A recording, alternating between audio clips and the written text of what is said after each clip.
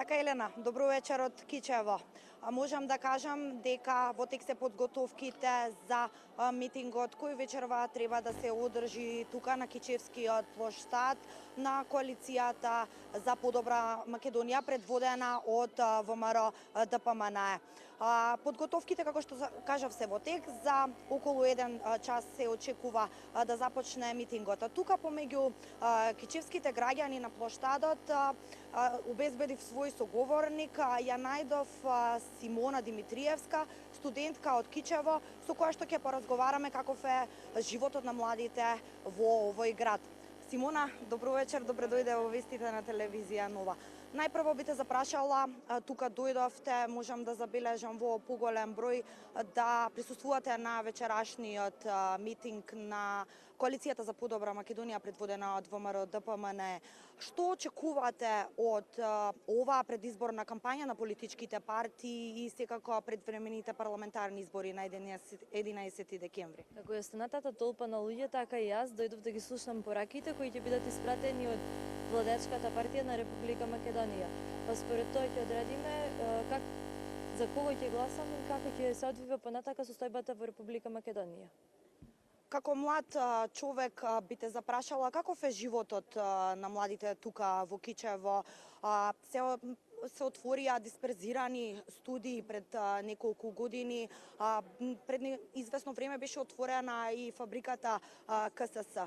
Добар ли е животот? Се подобрува ли стандардот? Како вие гледате на тоа? Да, според мене животот во Кичево конкретно е многу подобрен за разлика од претходно што беше. Отворено е, како што напомнавте, дисперзирани студии, потоа отворена е фабриката КСС која овозможи повеќе работни места во кои младите се вработуваат и многу повеќе финансиски средства се овозможуваат самите за себе. Би ве задржале ови отварање на нови работни места, нови инвестиции во овој крај? Сметате ли дека овозможуваат еден подобар живот за младите да останат тука во Кичево? Да, според тоа колку работни места има отворено последните неколку години, да, може да се каже дека добар би бил животот и во Кичево, а не како што сите размислуваат вон Кичево, вон провинцијата, односно. Така и уште едно прашање.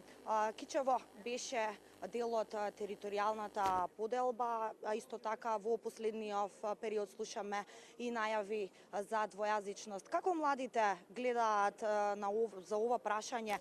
Сакаат ли двојазична Македонија и еве конкретно двојазично Кичево?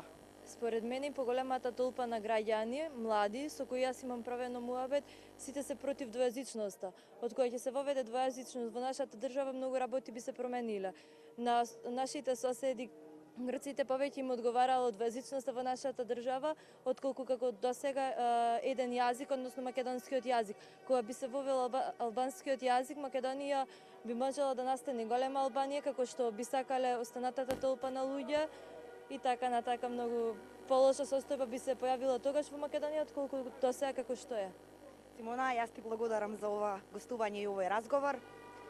Елена, ете имавме прилика да слушнеме дел од ставовите на младите студентите тука во Кичево, секако во пресред, односно во очекување сме на централниот митинг на Коалицијата за подобра Македонија предводена од ВМРО ДПМН, кој се очекува да започне за околу 1 час, секако со сите нови информации во некој од наредните информативни блокови на вестите на телевизија Нова.